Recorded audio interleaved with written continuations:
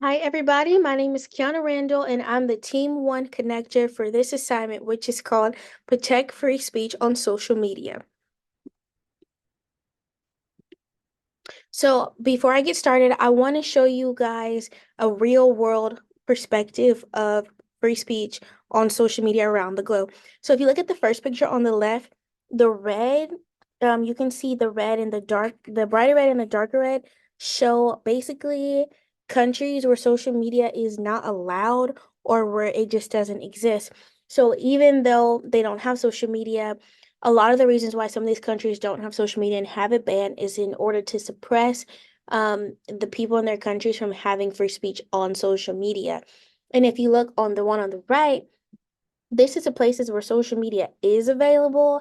However, social media is suppressed, and the citizens and people in those countries are not allowed to have freedom of speech on social media.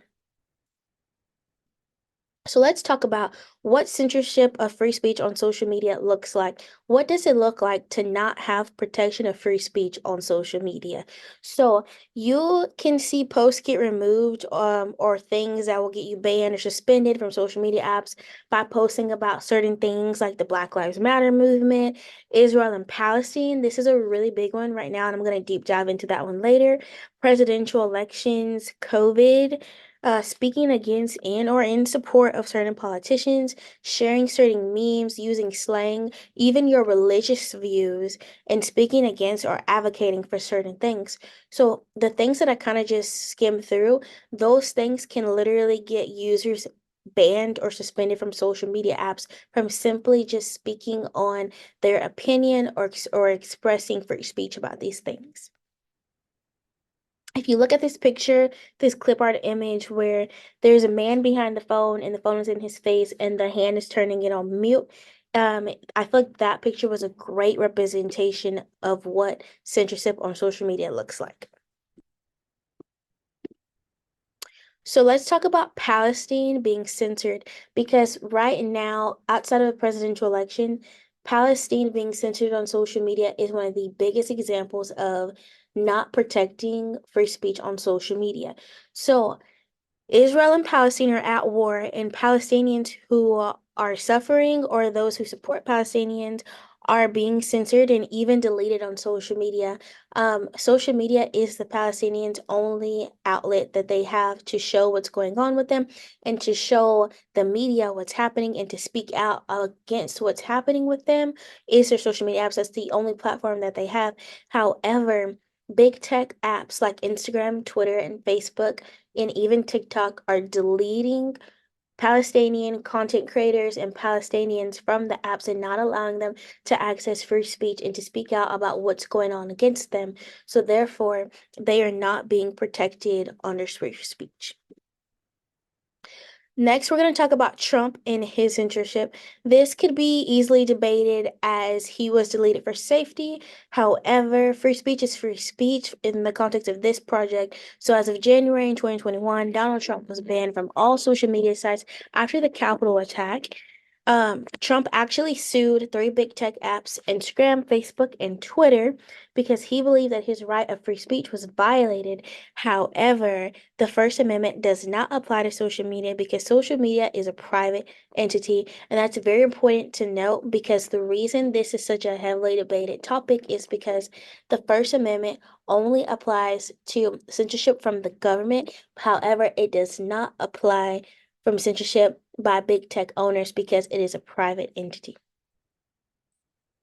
So let's talk about how Elon literally banned Twitter. I'm sorry, Elon Musk literally banned CNN on Twitter. So Elon claims to have blamed CNN journalists from Twitter in order to censor the press to protect free speech on social media, which is very contradictory. So he believed that if he deleted all of the journalists' account on Twitter, that the people would be able to spin their own narrative and not have to fall into the forced narrative from CNN journalists. However, this is very controversial because later on it got revealed that he had the journalist banned on Twitter, now known as X, due to their praising of a site that tracked his private plane movement, including his. So whenever CNN leaked this information where you could go look up private plane activity. There was some questionable places that Elon was flying, so therefore he banned them from Twitter because he did not want them to speak out against him. So their freedom of speech was not accessed on social media. So let's talk about the censorship on COVID. So this kind of kickstart what we now know as the debate about protecting free speech on social media. So between 2020 and 2021, there was a mass social media censorship on COVID, leaked email exchanges from Flattery, the House director, and digital media and social media executives proved that companies put COVID censorship policies in place because the White House had relentless pressure, not because they want to. So during COVID time, if you remember, you could get on Instagram and underneath the post, it would be a fact check or it would be false information, little thing at the bottom. Well, this was put on there because big tech like Instagram, Facebook, Twitter, they were all forced to put them on because the White House, and Press Secretary Jim Paskey and Surgeon General Vivek literally basically they attacked the big tech apps until they put censorship, and they even threatened to ban the apps if they did not comply. And big tech needs us on the apps because that is what makes money. So big tech had no choice but to comply to what they were saying. And the White House did this because they wanted absolute full control on all COVID information, and the only thing they wanted to be put out as if it was true was what they released in order to push the COVID vaccines. One major person that is fighting the fight of protecting free speech on social media is Governor Ron DeSantis, and he is fighting censorship of social media right now.